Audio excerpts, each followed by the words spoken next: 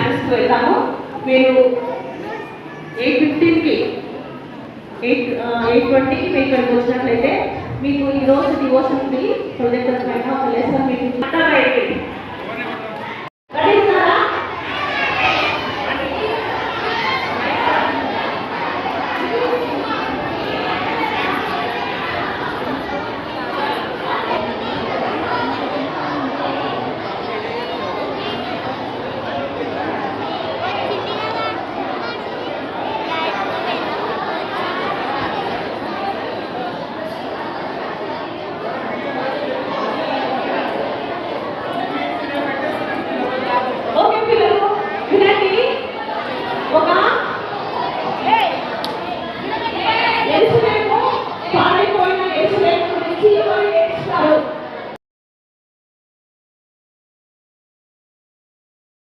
రాజా, నా ఏలినవాడా, నా పితరులు సమాధులు ఉన్న పట్టణము పాడైపోయింది అని చెప్పి నేను మరలా దాన్ని కట్టుటకు నేను అక్కడికి వెళ్ళుటకు నాకు సెలవుని అడుగుగా రాజు అతనికి సెలవిచ్చి అక్కడికి వెళ్ళనున్నప్పుడు నెహెమ్యా హృదయంతో దిగులుతో భారంతో కూలిపోయింది.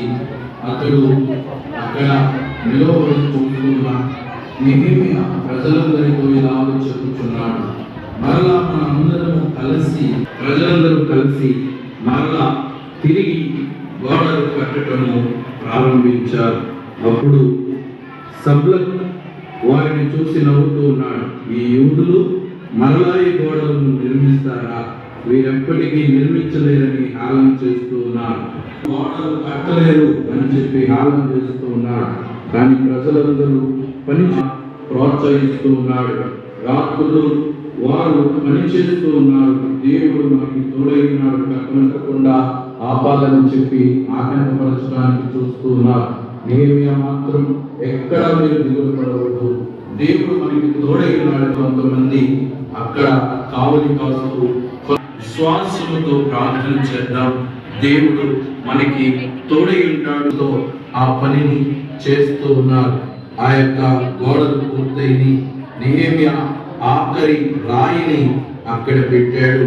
అప్పుడు ప్రజలందరూ ఎంతో సంతోషంతో దివిటీలు వెలిగించి దేవుణ్ణి స్తుతిస్తూ కేకలు వేస్తూ ఆనందంతో దేవుణ్ణి స్తుతించుట ప్రారంభించారు.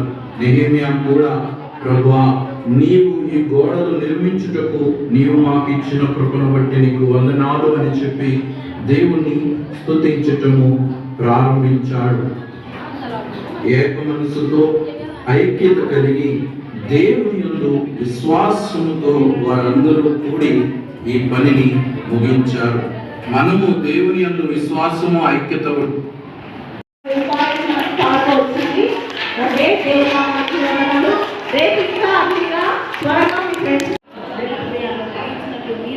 జరిగించి ఈ కార్యక్రమం అంతటిని సేకరణ జరిగించినందుకు కృతజ్ఞత చెల్లిస్తూ రేపటి నాటి